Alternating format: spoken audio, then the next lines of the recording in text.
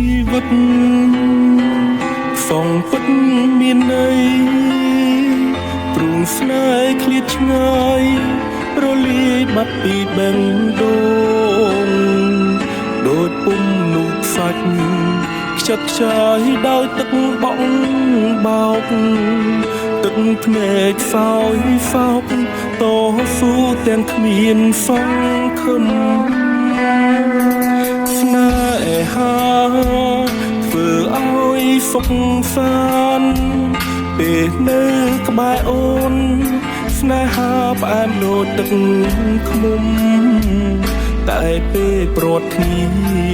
ស្នេហាធ្វើឲ្យយើងយំបេះដូងខ្ទួមខ្ទេច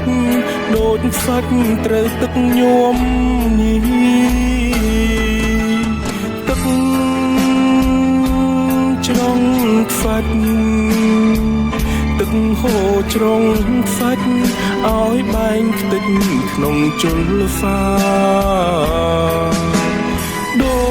ចស្នេហាខ្ញុំដែលត្រូវខៀងខំដោយនិស័យកម្មអោសង្សារអភ័ព្វនៅទីបញ្ចប់តើយើងនឹងខ្លាយជាអ្វីបើស្នេហ៍លាក់លួចលាក់កំបាំងគ្មានសេរីចុងក្រោយក៏គង់បញ្ចប់ដោយក្តីឈឺចាប់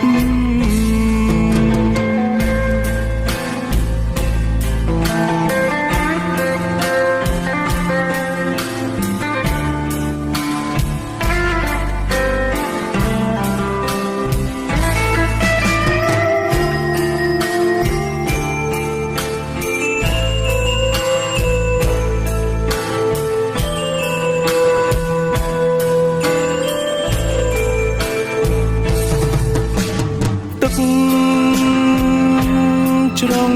ខ្វាច់ទឹកហូរជ្រងខ្វាច់ឲ្យបែងខ្ទេចក្នុងជលសាដូចស្នេហាខ្ញុំដែលត្រូវខៀងខំដោយនិស័យ